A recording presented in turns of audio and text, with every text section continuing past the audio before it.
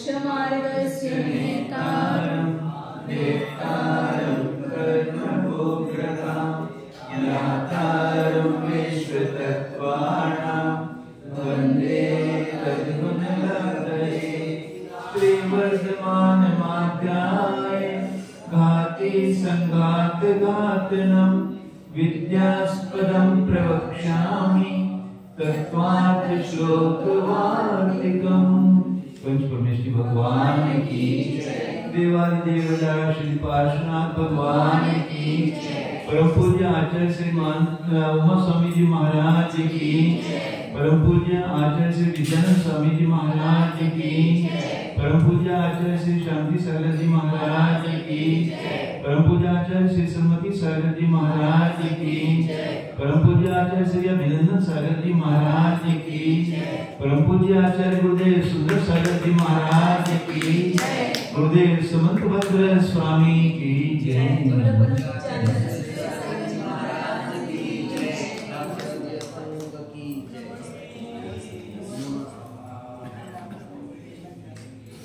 Page number 548 में संबंध के बारे में चर्चा चल रही है। बौद्ध जो है संबंध को नहीं मानता, फिर उसने लास्ट में कहा स्वलक्षण ही संबंध है। तो आचार्य ने कहा कि कौन सा संबंध ऐसा कि जो लक्षण रहित है, स्वलक्षण रहित है।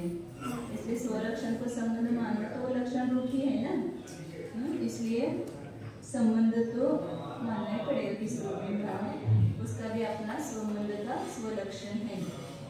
अब उसके ऊपर बहुत अपने बड़े लंबी चौड़ी चर्चा कर रहे हैं इसके ऊपर। ननु कुतः संबंधः तथा द्वयोः संबंधिनोः सिद्धः। बहुत शंका करके पक्ष रखता है कि तथा तद्वयोः संबंधिनोः कुतः संबंधः सिद्धः। दो संबंधियों में संबंध जिसमें होता है वो संबंधी को देता है। दो संबंधी सदंडा तंडी दो संबंधी होते हैं, उन दोनों में कैसा संबंध कुतः संबंध सिद्ध, किस प्रमाण से संबंध सिद्ध है, कैसे किस मतलब क्या हेतु है कि जिस हेतु से संबंध सिद्ध हो।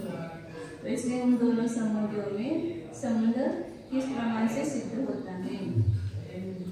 एकेन गुणाख्येन संयोगेन अन्येन वा धर्मेण अंतरिस्थितेन अवाच्येन वा वस्तुरूपेण संबन्धात् इति चेत् स तत्सम्बन्धिनोः अर्थान्तरं वा। अब वो पूछता है बौद्ध कि आप जो संबंध बोल रहे हो किस कारण से है। एकेन गुणाख्येन संयोगेन, एक गुण नाम का जैसे वैशिष्ट को नहीं माना है, संयोग नाम का गुण माना है। 24 गुणों में एक संयोग नाम का गुण माना है।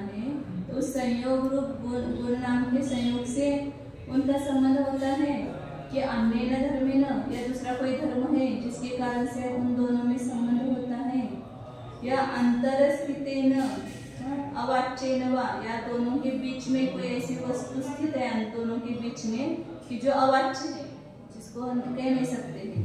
ऐसे कोई अवाच्य वस्तु रूप से संबंध है उनका, ऐसा उसने प्रश्न किया। इति चेत, ऐसा पूछने पर सत संबंधिनोः, और यदि संबंध है तो फिर उन दोनों संबंधियों में अनर्थांतरम अर्थांतरम, वो जो संबंध है वो भिन्न है क्या भिन्न है। तो संबंधियों में जो संबंध हुआ वो संबंध उन संबंधियों से अनर्थांतर मतलब अभिन्न, भिन्न पदार्थ नहीं, अर्थांतर मतलब भिन्न पदार्थ है।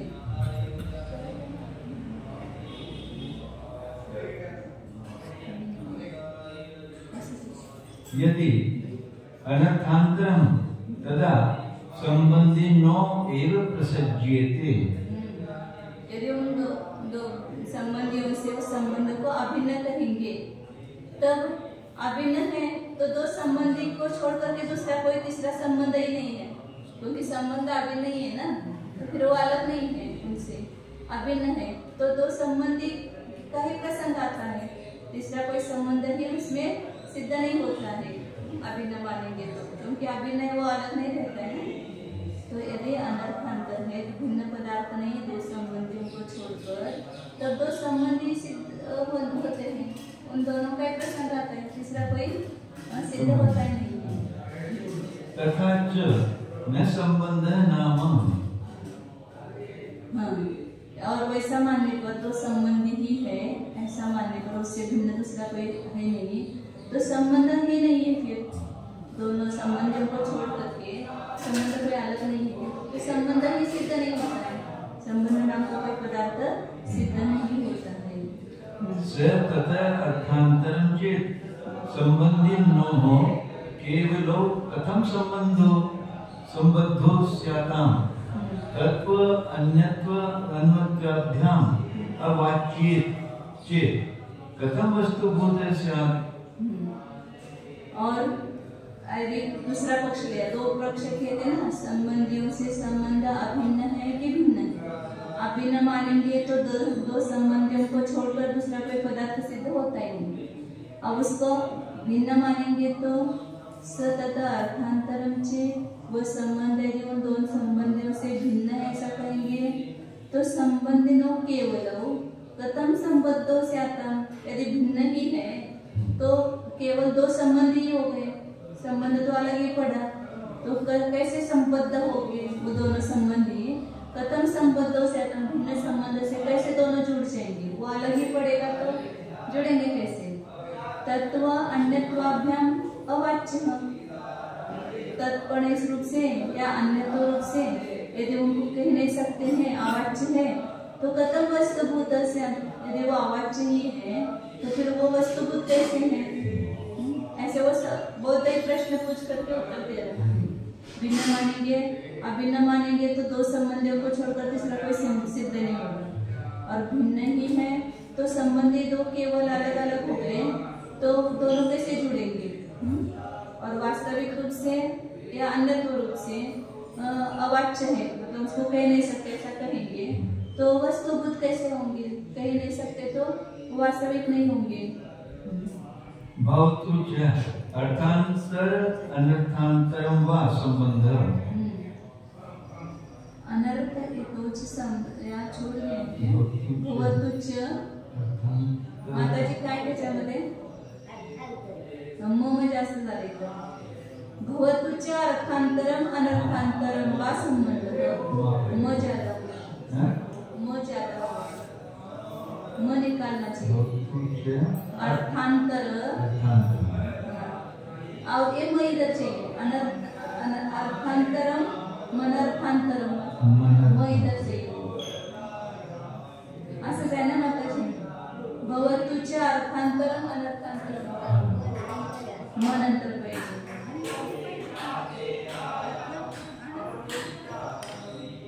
तेच की तिथं म पाहिजे, अर्थांतरम अनर्थांतरम दोन्हीच्या मध्ये म पाहिजे, ते म इकडे झाले।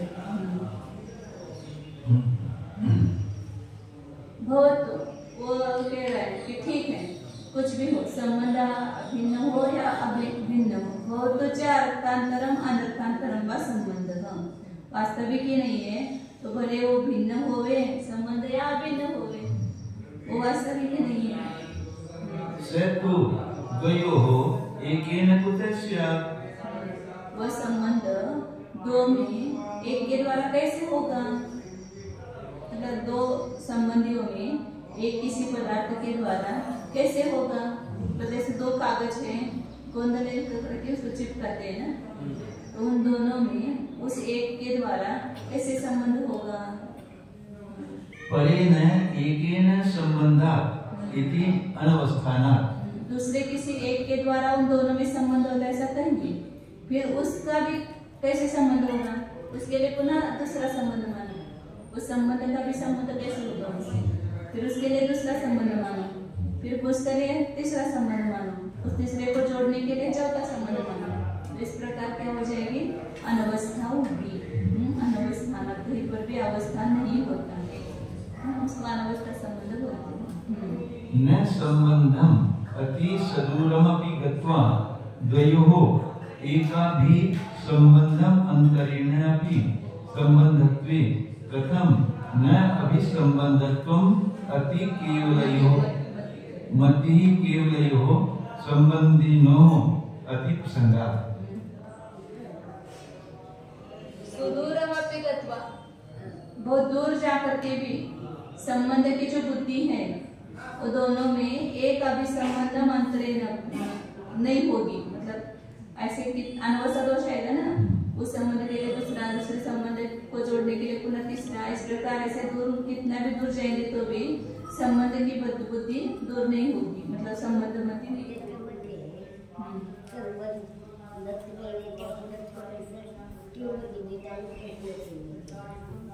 कुठं एकापि संबंधम अंतरेणापि संबंधत्वेन, संबंधत्वेन नाही आमच्यात, संबंधत्वे असाय। कथम न अभिसंबंधत्व मतिः केवलयोः संबंधयोः अतिप्रसंगात्।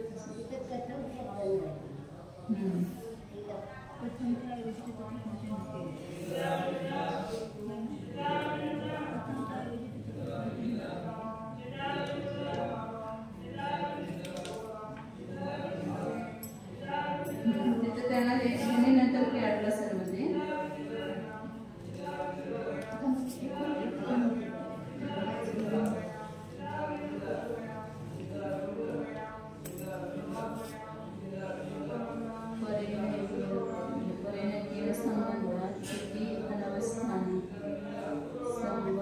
द्वितीयवस्थानात केले ते संधी केले अवस्थान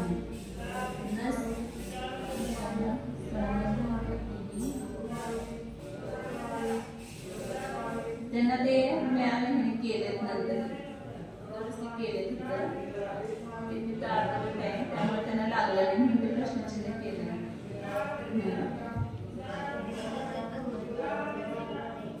ते हे नंतर लिहायला पाहिजे तिथं, ही ओळ नंतर आपली लिहून घ्या त्याच्यात आणि पूर्णच वाक्य ते बदलायला पाहिजे।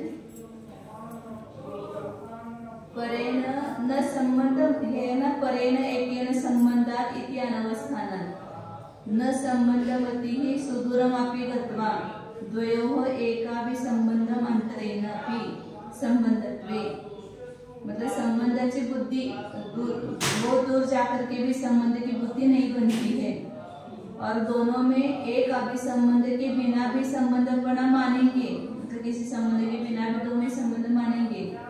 कथम न अभिसंबंधमतिः केवल संबंध न हो, केवल दो संबंधियों में ही संबंध की बुद्धि कैसे नहीं होगी। तथम न अभिसंबंधमति केवल, बिना संबंधी के भी संबंध होता है तो दो भिन्न भिन्न संबंधी है तो उसमें भी संबंध की बुद्धि होने लगेगी। किसी का भी किसी के साथ बिना संबंध के भी संबंध मानना पड़ेगा, ऐसे आगे प्रसंग दोष आएगा। बिना संबंध के भी संबंध मानेंगे तो ऐसा वो बोलते कह रहे हैं। यदि संबंध च स्वेन असाधारणेन रूपेण स्थितः तदा सिद्धम अमिश्रमम् अर्थानां परमार्थतः।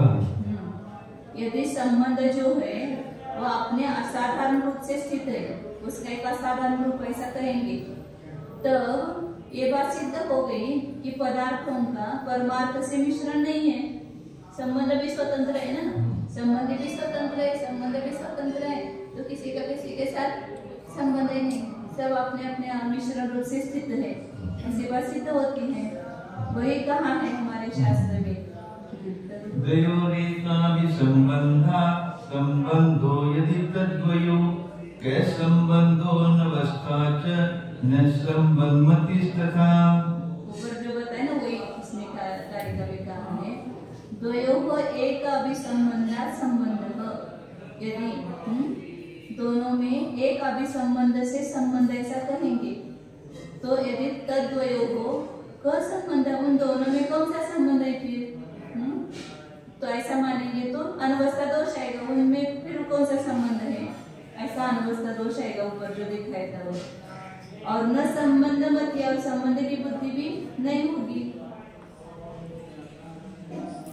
यदि जो स्वतंत्र ये दोनों है तो उसमें संबंध की बुद्धि नहीं होगी। कौ च भावो तद अन्यः च सर्वे ते स्वात्मनि स्थिता। वे संबंधी रूप जो भाव दो भाव है और उससे अलग ये संबंध है, ये दोनों भी अपने में स्थित है, कोई किसी में नहीं है। फिर उनका संबंध की बुद्धि कैसे होगी उसमें?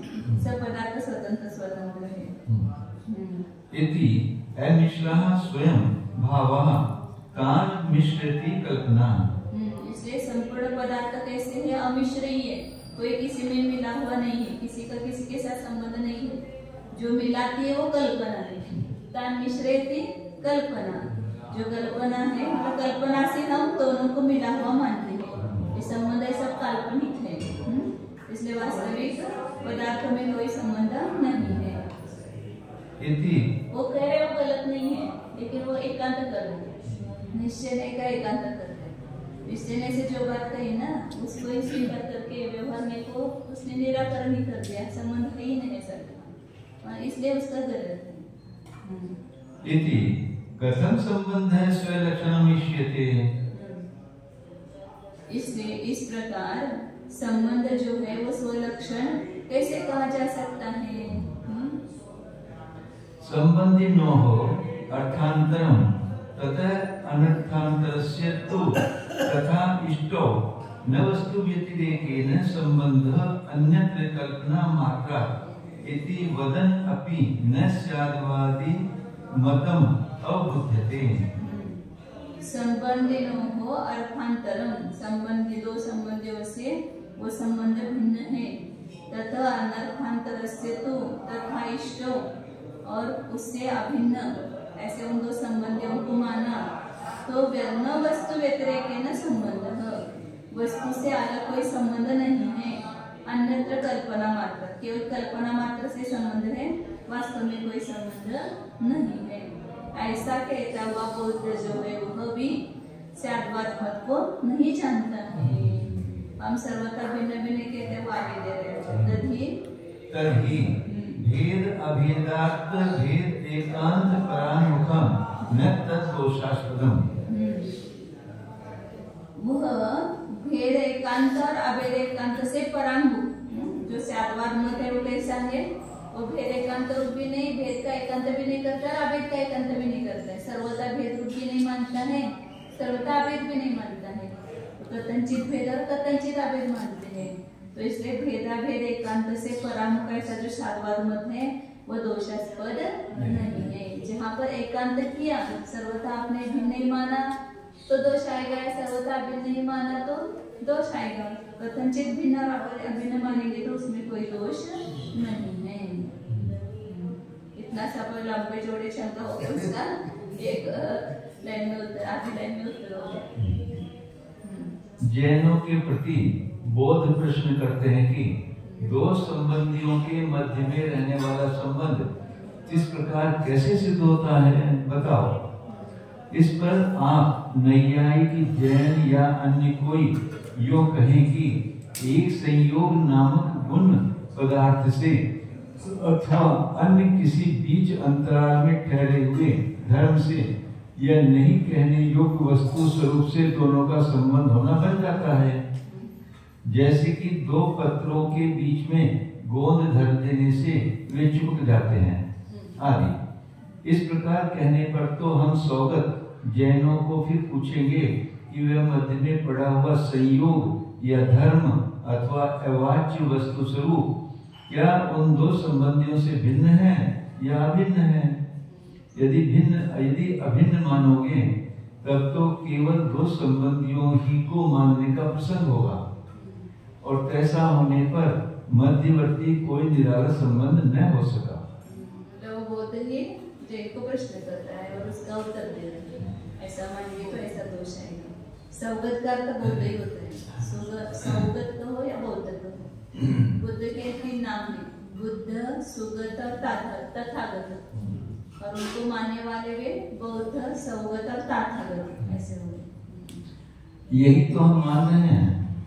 तथा द्वितीय पक्ष के अनुसार वह संबंध उन दो संबंधियों से यदि भिन्न माना जाएगा तो उस सर्वथा न्यारे पड़े हुए उदासीन संबंध के द्वारा केवल दो संबंधी भला संबद्ध कैसे हो सकेंगे?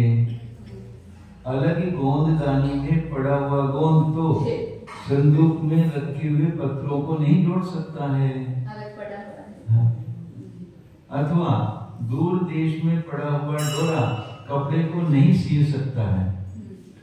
यदि इस भिन्नपन और अभिन्नपन से न कहा जाए ऐसा कोई अवक्तव्य वह संबंध होगा तो वास्तविक कैसे हो सकेगा? बताओ। और वस्तु कैसा भी हो, चाहे संबंध दोनों संबंधियों से भिन्न हो अथवा भिन्न हो, किंतु वह दोनों में एक संबंध से कैसे रहेगा? बताओ।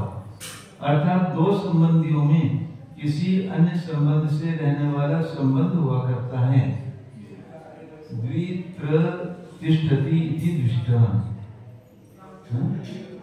जैसे कि दंड और पुरुष में रहने वाला संयोग संबंध गुण होने के कारण जब दोनों में समवाय संबंध से तिष्ठता है तब संबंध बनता है, और संयोग तथा दंड में रहने वाला समवाय भी स्वरूप संबंध से तिष्ठता हुआ संबंध बनता है। द्वित्र मतलब दो जगह, अन्यत्र दो में रहता है, इसलिए उसको द्विष्ट कहते हैं संबंध को। इसी प्रकार यहाँ भी दूसरे किसी एक संबंध से संबंध हो जाने के कारण दोनों का एक प्रतिमान संबंध के साथ संबंध होना यदि कहा जाएगा तो उस संबंध को भी संबंधपना दो में किसी अन्य संबंध से ठहराने पर होगा। अतः न्यारे तीसरे, चौथे, पांचवें आदि एक संबंध से संबंध हो सकेगा। इस प्रकार अनावस्था दोष हो जाने से संबंध ज्ञान नहीं होने पाता है। बहुत दूर भी जाकर उन दो संबंधियों का एक संबंध के बिना भी संबंध होना मान लोगे तो मूल में पड़े हुए केवल दो संबंधियों की भी संबंध के बिना संबंध बुद्धि हो जाओ। संपूर्ण पदार्थ अपने अपने स्वरूप में स्थित हो रहे हैं, किसी का किसी से संबंध ताल्लुक नहीं है, अन्यथा अति प्रसंग हो जाएगा। यानी चाहे जिसका चाहे जिसके साथ संबंध गढ़ जाओ। यदि आप जैनों के यहाँ संबंध पदार्थ अपने असाधारण स्वरूप से स्थित हो रहा है, जैसा कि आपने पहले स्वाभिमान कहा था, वह किसी की अपेक्षा नहीं करता है, तब तो पदार्थों का वास्तविक रूप से नहीं मिलना रूप असंबद्ध संबंध सिद्ध हो जाता है, क्योंकि सब अपने न्यारे स्वरूप में स्थिर होकर बैठे हुए हैं। संबंध भी अलग बैठा हुआ है, कोई भी किसी का संबंधी नहीं है। सो ही हमारे यहाँ कहा है कि दोनों का एक संबंध से यदि संबंध होना मानोगे तो फिर उन दोनों का क्या संबंध होगा? इस प्रकार तो संबंध ज्ञान नहीं हो सकता है। भावार्थ, दंड और दंडी का संयोग संबंध माना जाए और दंड में संयोग गुण समवाय संबंध से रहे, अतः संयोग और दंड का समवाय माना जाए।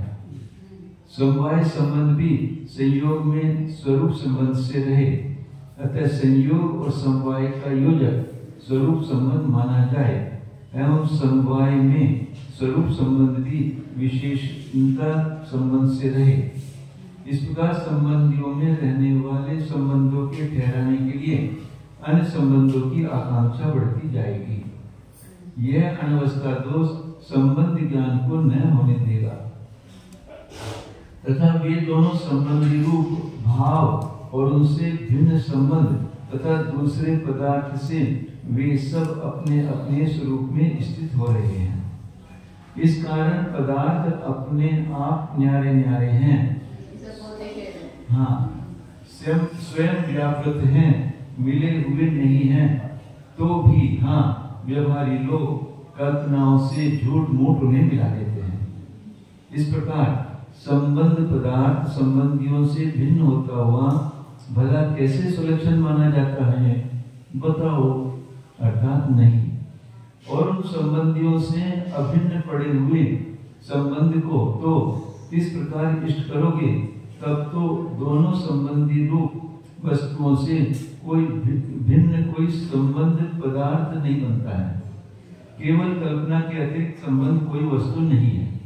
आचार्य कहते हैं कि इस प्रकार बड़ी देर से कह रहा बौद्ध भी स्यादवादियों के मत को नहीं समझता है।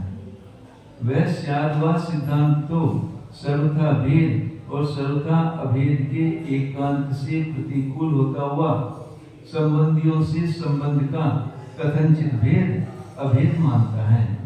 अतः वह किसी भी दोष का स्थान नहीं है।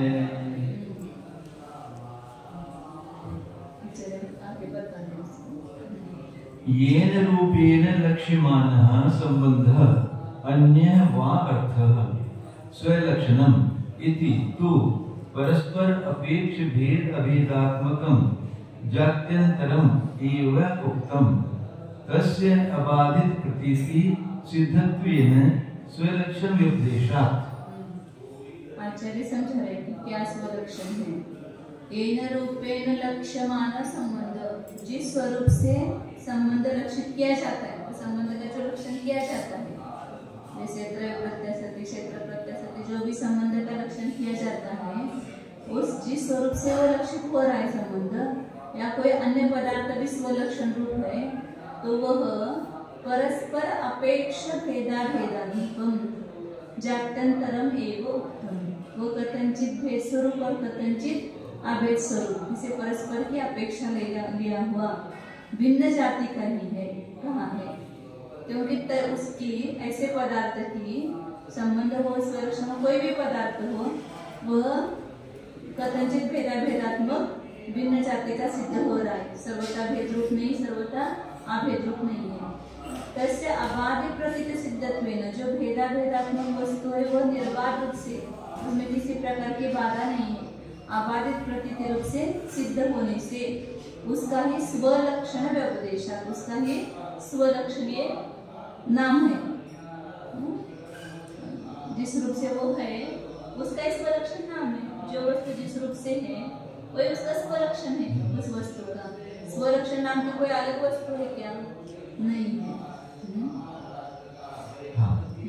ततः न कल्पना एव अनुरुन्धानि प्रतिपत्रुभिः क्रियाकारक वाचिनः शब्दः संयोज्यन्ते अन्य अपोह प्रतीति अर्थम एव इति घटते येन इदं शोभित।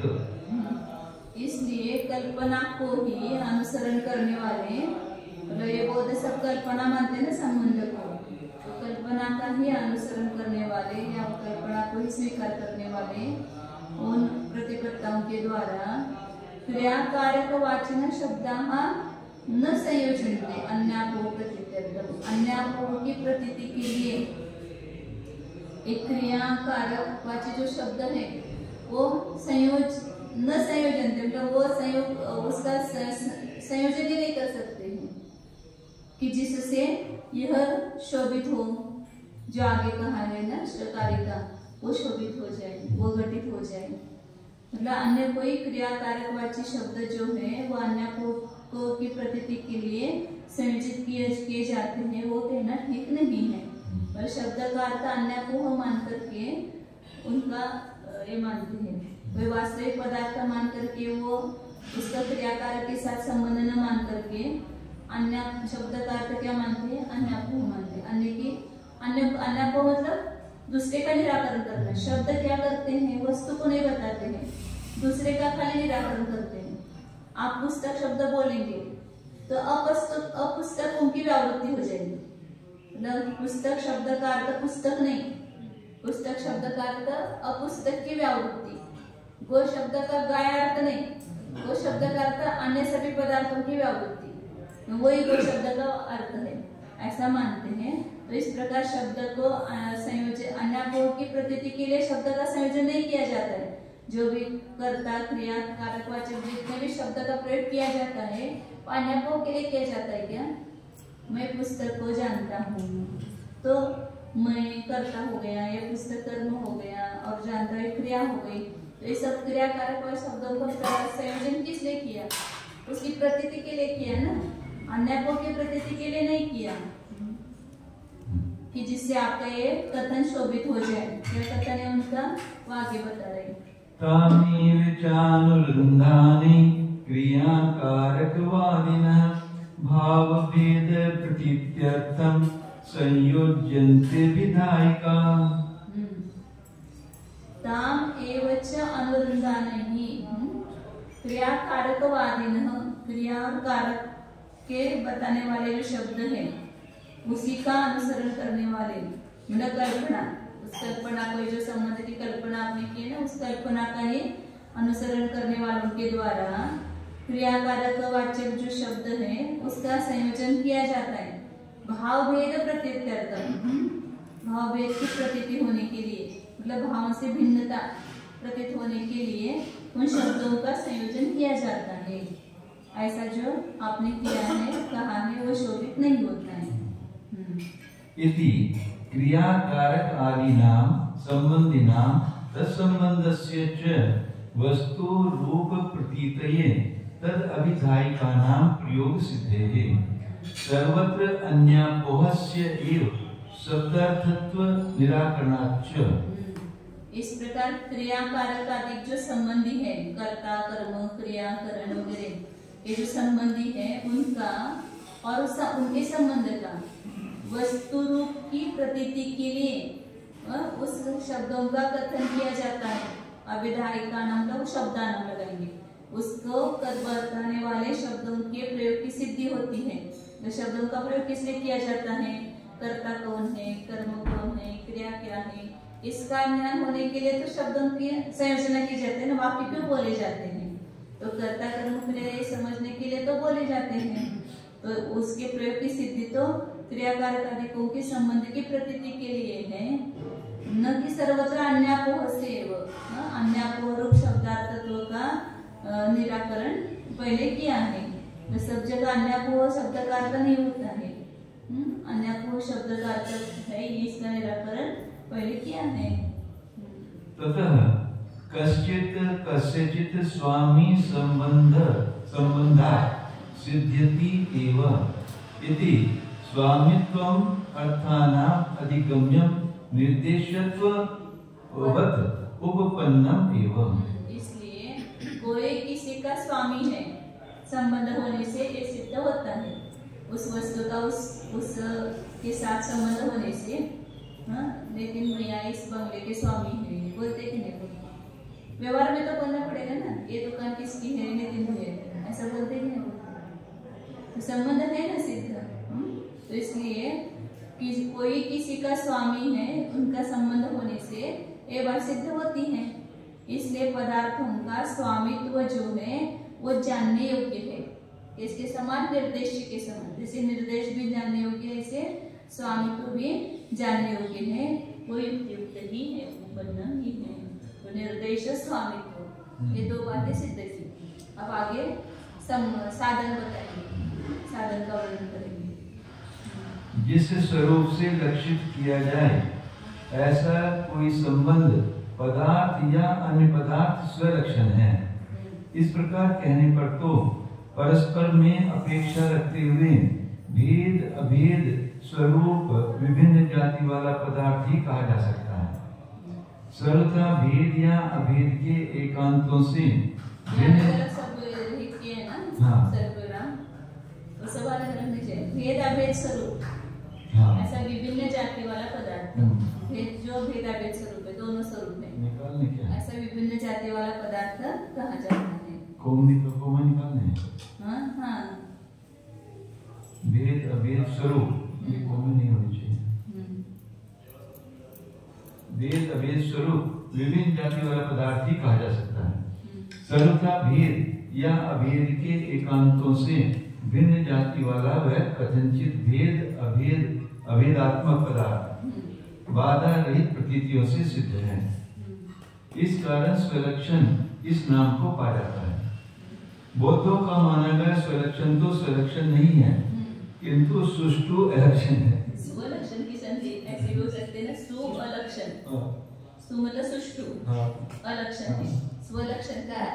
अच्छा, सुअलक्षण, हाँ, सुअलक्षण, उ का वो हो जाता है ना संधि करते समय, तो सुअलक्षण मतलब स्वलक्षण हो गया। उन्होंने माना जो स्वरथ है वो कैसा है, अच्छी तरह से आरक्षण है, वास्तव में लक्षण नहीं है। जैसे चारवाक को बोलते हैं चारों वाक, उसको चारवाक बोलते हैं, मीठी मीठी बातें करता है, इसलिए वो चारवाक है, चारों वाक। इस कारण से वास्तविक संबंध न होते हुए भी कल्पना ही के अनुरोध से चलने वाले व्यवहारिक प्रतिपत्ताओं करके अन्य की प्रतीति के लिए ही क्रिया कारक को कहने वाले शब्द जोड़ लिए जाते हैं। हाँ। जैसे कि हे देवदत्त श्वेत गाय को डंडे से घेर कर लाओ, यह बौद्धों का कथन घटित नहीं होता है, जिससे कि उनका यह सिद्धांत शोभा पाता है कि उस कल्पना का ही अनुरोध करने वाले ज्ञाताओं करके भावों की भेद प्रतीति कराने के लिए क्रियावाची शब्द और कारकवाची शब्दों की जोड़ कला कर ली जाती है। हाँ। क्षणिक होने के कारण क्रिया काल में कारक नहीं, अतः उनका संबंध नहीं है, तथा वस्तुतः वाच्यवाचक भाव भी नहीं है।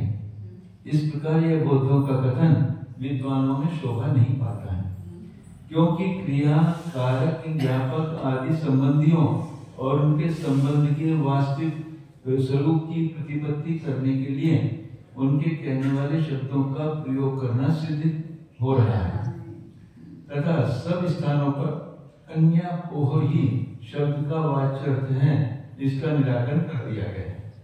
वो बीच में डंडा नहीं होना चाहिए, वाच्य अर्थ है, इसका निराकरण कर दिया गया। इस कारण कोई एक विवक्षित पदार्थ किसी एक का स्वामी संबंध हो जाने से स्वामी सिद्ध हो ही जाता है। इस प्रकार पदार्थों का निर्देश पने के समान स्वामी पना भी जानने योग्य है, यह सिद्ध कर दिया गया है। यहाँ तक स्वामित्व का विचार किया, अब तीसरे उपाय साधन का विचार चलाते हैं। साधन बताना चाहिए, उसका विचार करते हैं। न किंचित केंचित वस्तु, न किंचित केनचित वस्तु, साध्यते सन्न चाप्य सत्, साध्यते सन्न चाप्य सत्, ततो न साधनं नामेत्य, ततो न साधनं नामेत्य, यन्यत्यप्य सदुक्तया, यन्यत्यप्य सदुक्तया। न किंचित केनचित् वस्तु, साध्यते सन्न चाप्य सत्, ततो न साधनं नामेत्य, यन्यत्यप्य सदुक्तया। ततो न साधनं नामेत्यन्येतेप्य सदुक्तया। न किंचित केनचित् वस्तु साध्यते सत् न च अपि असत्। कोई भी वस्तु किसी भी प्रकार से सत रूप से सिद्ध नहीं की जाती है, या असत रूप से भी सिद्ध नहीं होती है।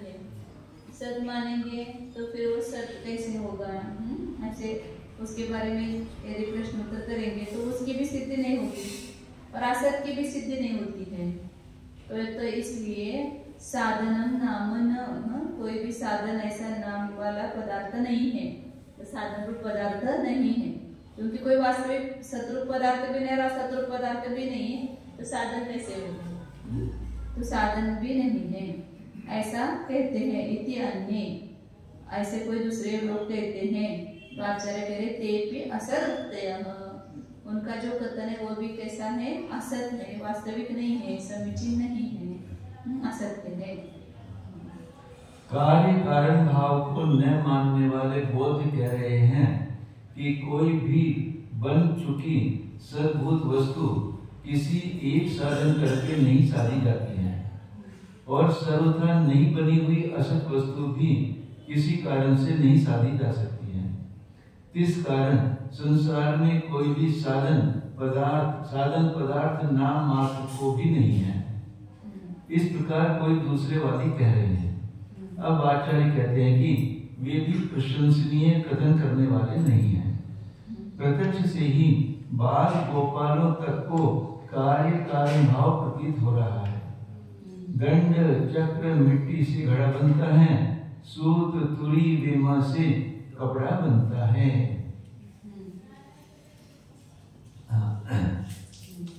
साधनम ही कारणम तच्च न सत् एव कार्यम साध्यति स्वरूपवत् न अपि असत् खल विषाणवत्।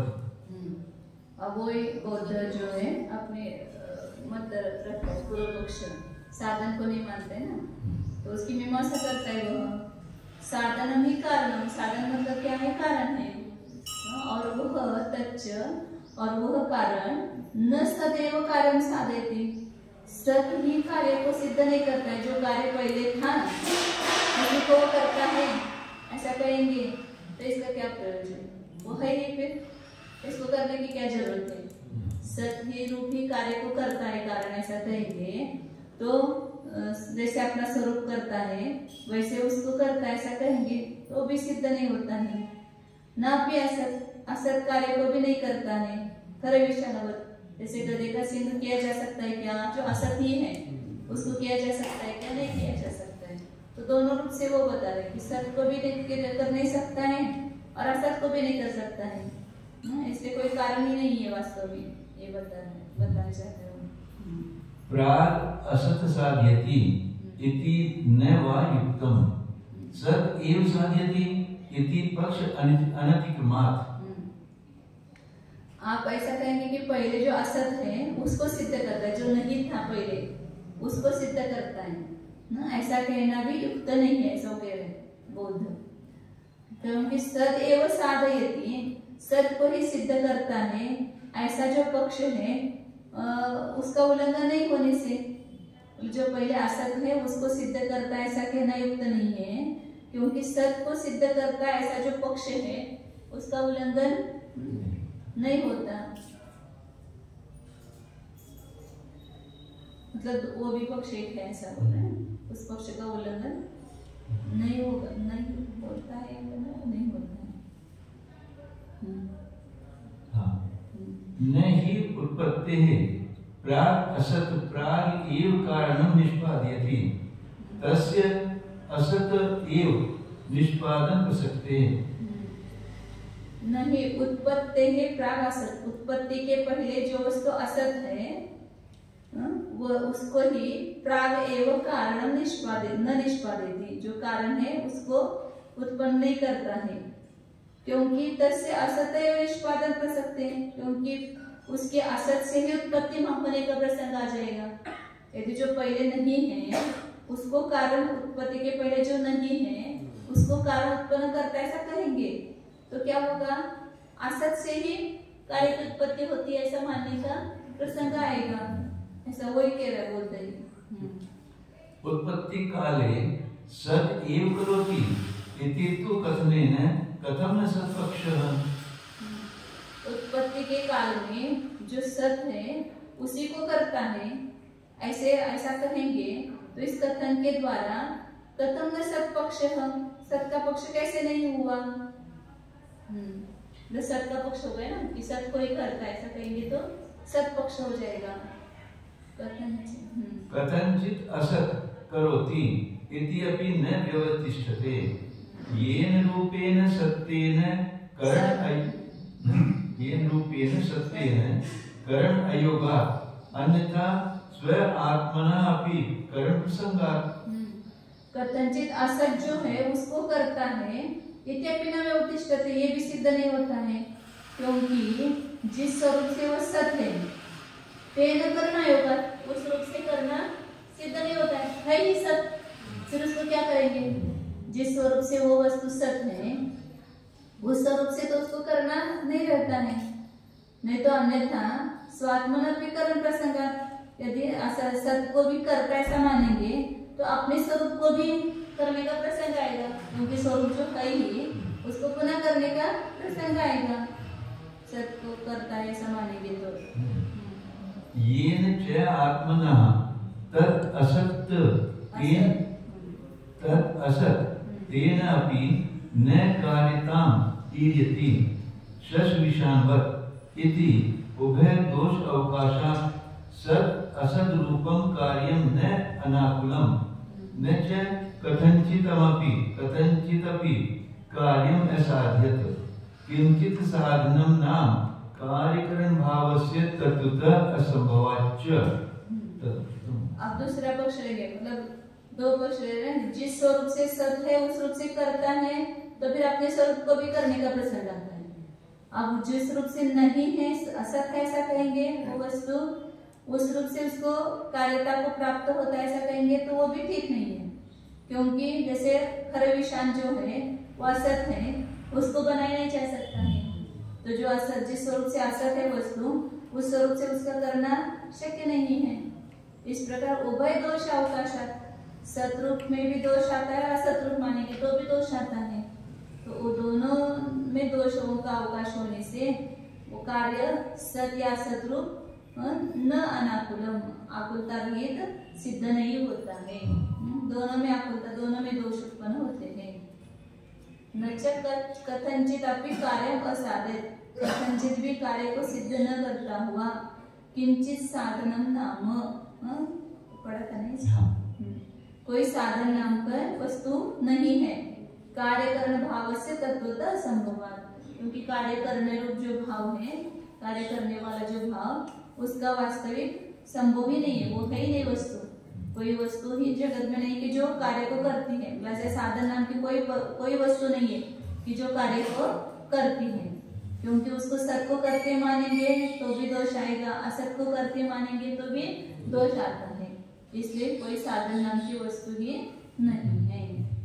तदुक्तम भाव वे अन्यवादी ही विकल्पों को उठाकर कार्य कारण भाव में दूषण दिखा रहे हैं, जिससे कि साधन का अर्थ कारण है और वह कारण सदरूप ही कार्य को नहीं बनाता है। जैसे कि कारण अपने पहले बने बनाए स्वरूप को फिर नहीं बनाता है, तथा वह कारण खर विषाण के समान असत पदार्थों को भी नहीं बनाता है। यदि यहाँ कोई नैयायिक यूं कहे कि प्राग अभाव का प्रतियोगी कार्य होता है, अतः पहले नहीं विद्यमान किंतु वर्तमान में विद्यमान ऐसे कार्य को कारण साधता है, यह कहना भी अयुक्त है। क्योंकि इस तरह तो सत्य कार्य को ही कारण बनाता है, इस पक्ष का अतिक्रमण न हुआ, और उत्पत्ति के पहले असत्य कार्य को कारण पहले ही बना डालता है, यह तो नहीं कह सकते हो। क्योंकि यो तो उस असत कार्य की ही बनाने का प्रसंग आता है। उत्पत्ति के समय सत्य ही कार्य को कारण बनाता है, ऐसा कथन करने से तो क्यों नहीं सत पक्ष ही आया। दोनों पक्षों में नैयायिक और जैन कार्य का बनाना सिद्ध नहीं कर सकते हैं। दोनों कार्य कारण वाले ना, नैयायिक मानते हैं। हाँ, किसी द्रव्य की अपेक्षा से सत और पर्याय की अपेक्षा से असत कार्य को कारण बनाता है, यह स्याद्वाद पक्ष भी व्यवस्थित नहीं होता है। क्योंकि जिस स्वरूप से कार्य सत है, उस स्वरूप से उसका करना नहीं हो सकता। अन्यथा यानी बने हुए सत स्वरूप का भी पुनः उत्पादन किया जाए तो कारण को अपनी आत्मा के भी पुनः निष्पादन करने का प्रसंग होगा। तथा जिस स्वरूप से वह कार्य कथनचित असत है, उस स्वरूप से भी वह कर्तव्य पने को प्राप्त नहीं होता है। जैसे कि शश के यानी खरगोश के असत सींग नहीं है किए जाते हैं। इस प्रकार दोनों पक्ष के दोषों को स्थान मिल जाने से स्याद्वादियों का सत असत रूप कार्य का पक्ष लेना भी अनाकुल नहीं है, यानी आकुलता को उत्पन्न कराता है। किसी भी ढंग से कार्य को नहीं बनाता हुआ तो कोई साधन नहीं हो सकता है। तथा वास्तविक रूप से देखा जाए तो कार्य कारण भाव का असंभव है। सो ही हमारे बौद्ध ग्रंथों में यों कहा है। उनके सब श्लोक है।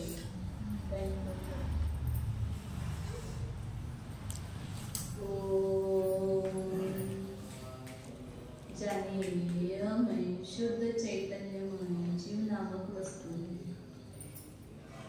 अपने को देखिए। मैं संबंध रूप पदार्थ नहीं, मैं स्वतंत्र जीव नामक वस्तु, जानन देखने वाली ऐसी वस्तु, ज्ञाता दृष्टा शुद्ध चैतन्य स्वरूप स्वतंत्र स्वरूप एकत्व स्वरूप शुद्ध एको